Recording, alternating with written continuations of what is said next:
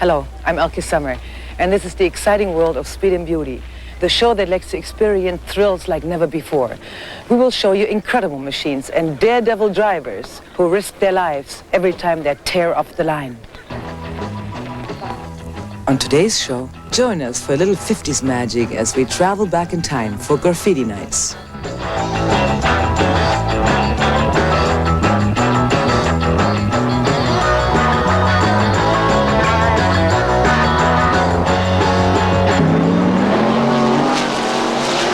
Now there's a new car on the starting line.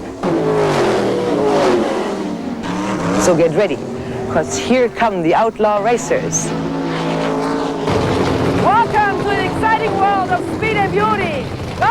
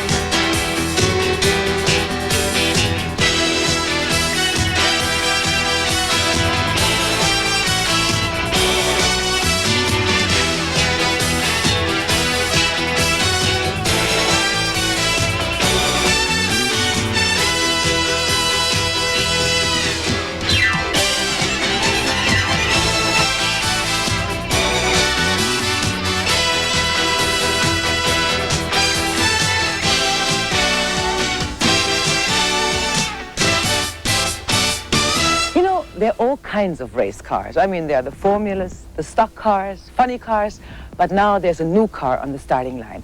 Now, not only does it look different, but its performance is unequaled by others that race on the oval tracks. And what makes these space-age looking cars so unique? Well, as we're about to see, the aerodynamic design helps push these machines to incomparable speeds on the short track.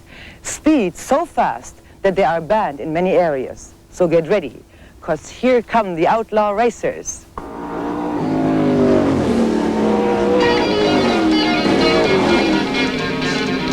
It's a class of cars where the people run just as fast as they can possibly run. You know, we've got the latest equipment. We've got one of the finest motors you can buy. It's a 630 horsepower engine. It's about a 10-second car and a quarter mile. They corner well over a G. It's a lot of fun. It crashes, and just the excitement, the roar of the motors and everything. Outlaw car is a little more intriguing because it's more challenging, and only the best survive. High noon, Corona Raceway. The Outlaws are in town again for another Saturday showdown. Champion driver Jim Neal remembers how it all began. It really began on the West Coast about 3 years ago. What happened is the cars got so wild looking, as you can see today, and so expensive that they kind of moved into their own realm. They used to be just started out as Chevelles or old Camaro street stocks, that type of thing, and it's just upgraded and upgraded. The type of car you see now, it's about a $35,000 car to build new. You need about $20,000 worth of backup equipment. So you figure that any top competitor here will have probably spent between $30,000 and $50,000 before he got here today. The car is extremely exotic underneath. There is not a part on the car that was manufactured for an actual passenger car. Everything is handmade, from the tubular frame to the magnesium quick change to all the components are handmade.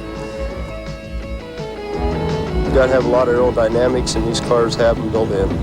The feature of the car is more of a wedge car, and the reason for that is so you get the full flow of air on the car to get it to the racetrack. And to do that, you have to have the side panels, which you see on the rear of the car, and the rear spoilers, and the roof angles, and so on and so forth. A car like this, there's around $35,000 to $40,000 invested in it total. The engine is the biggest investment, and then the chassis is the second biggest investment, then the tires and the rest of the paraphernalia that goes with it. You have to have approximately $2,000 to $3,000 worth of spare tires mounted, and you may use all or part of them during the day. And so you can figure that you're going to use up at least 3 tires per race meet at about $150 per tire. And then usually about 100 gallons of alcohol at $1.75 a gallon. You're going to use up right in the area of about $500 per race meet minimum. It is definitely a love-hate relationship, there's no doubt about it.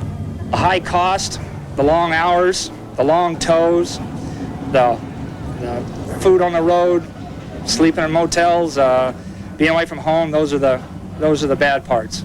The thrill of winning, standing in victory lane, just knowing that you're sharper than the guy next to you, those are gratifying. First thing I'd like to do is welcome all of you to the Western Late Model Association. There will be 24 outlaws going head-to-head today, all gunning for a share of the $6,000 purse, with some of the fastest talent in the West taking a bead on the winner's circle. I've been building these cars now for about 4 years. I was state champion 1980 and 81, West Coast Late Model champion 81. In the last 2 years, we've finished second in points one time, and last season we didn't run here. We ran pretty much the open circuit. This year we've been running this track. Right now we're presently #1 in points, and we hold the track record right now. I have won 2 championships, and they're NASCAR championships in 1976 and 1978. 1977, I was runner-up in the championship. I was 5-time NASCAR state champion for California. The car that you're looking there is a PRE Magnum. And being this is my first race with the team, I'm really not that familiar with it. I've raced against it before, and it is a very fast car, and it is one of the cars that you have to beat.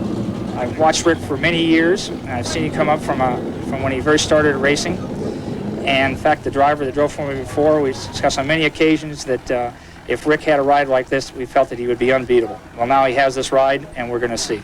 Duty car is on the track for wheel packing. The outlaws who bit the dust at the OK Corral had nothing on these guys. Corona Raceway is a ragtag half-mile arena made of dirt. Later in the day, it'll turn to blinding clouds of dust. But right now, during the first test runs around the track, it's just plain old mud.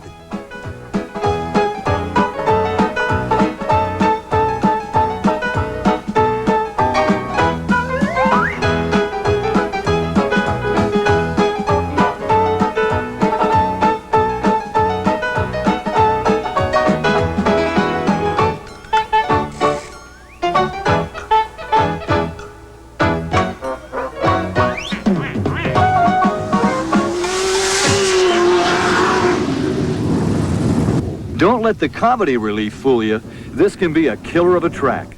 Some say it's among the most dangerous in California. Like the fella says, only the best will survive, and it takes a lot of savvy to be among those lucky few. About the only thing is me getting used to it and getting the right tire combinations for the way the track's going to change, because the track really changes quick out here. It'll go from a wet track to a dry rut track. This track here is very dangerous. It gets real hard and slick. It doesn't, as far as being hard to drive, it's not a hard racetrack to drive. It just gets real slippery. It's a hard track to drive. I think it's one of the most dangerous tracks in California. We know this track is going to go dry slick, and our game plan today is to stay out of trouble, stay on the bottom, and drive as smooth as races as possible, and be in the winner's circle when it's all done. We're looking for a very slick track, but a pretty fast track. This is a rough track, and there's a lot of games played in the track. You'll see some bent fenders.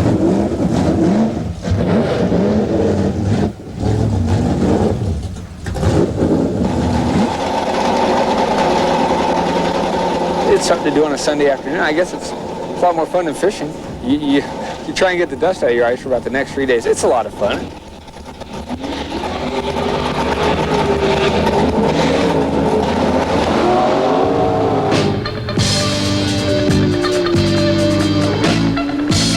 Face-off 1, qualifying. Jim Neal in car 61 was the day's fastest.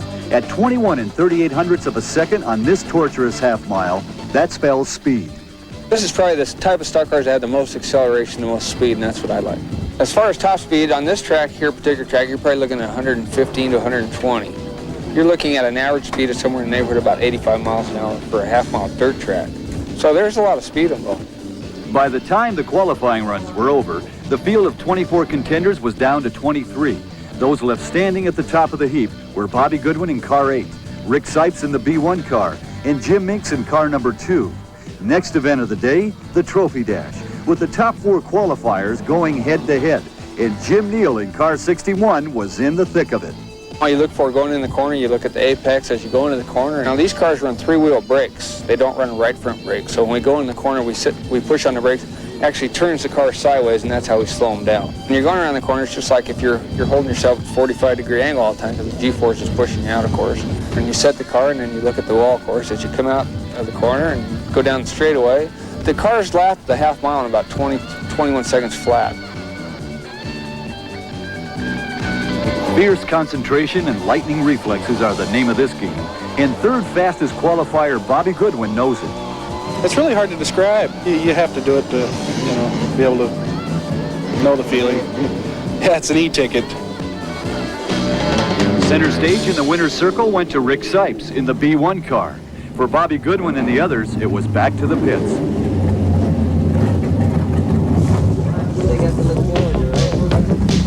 Next challenge of the day, 3 heats, 6 cars, each at 10 laps per heat.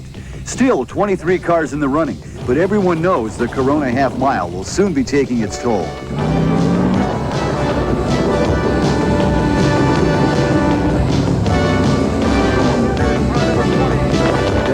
It doesn't take long for the first yellow flag to wave. It'll become a familiar sight as the grueling day wears on, and the fleet of tow trucks will log as much time on the tracks as the Outlaws.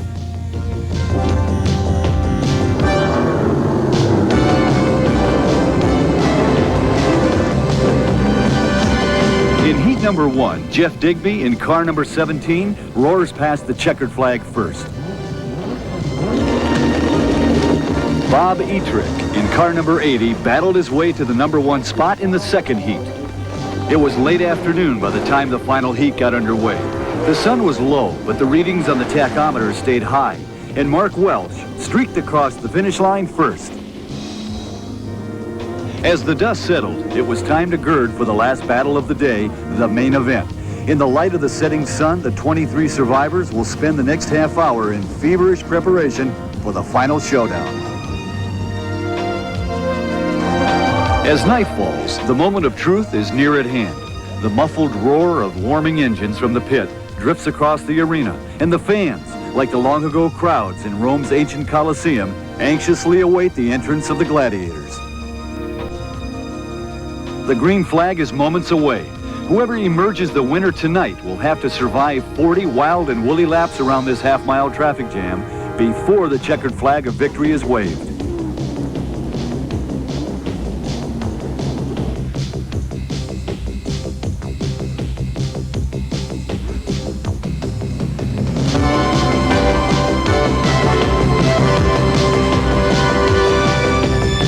The yellow flag of caution makes the first of many appearances in what will turn out to be a 2.5-hour marathon.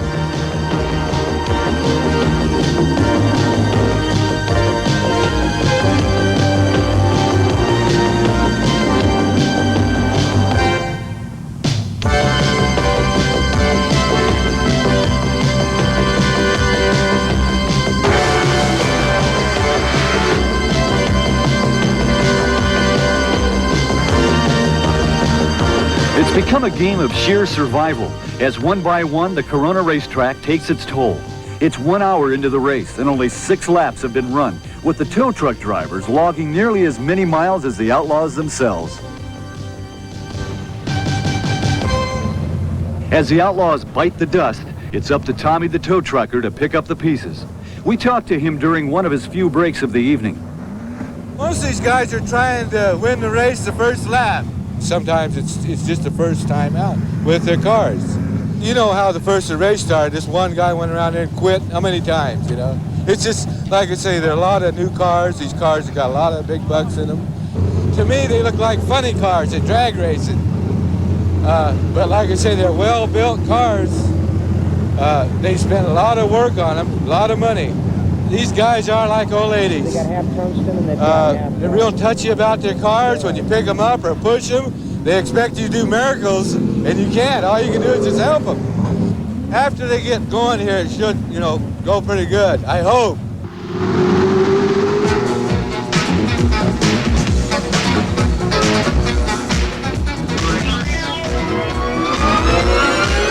By 10 p.m., the starting field of 23 has been battered down to 9 survivors still in the running. Now as the Outlaws chew up the final laps, the drivers do battle not only with the track, but with the grinding weight of fatigue. As the final checkered flag draws near, it's Rick Becker in car number 6 at the top of the heap. If he can survive these last few critical moments, he'll be king of the mountain till the next Saturday showdown rolls around.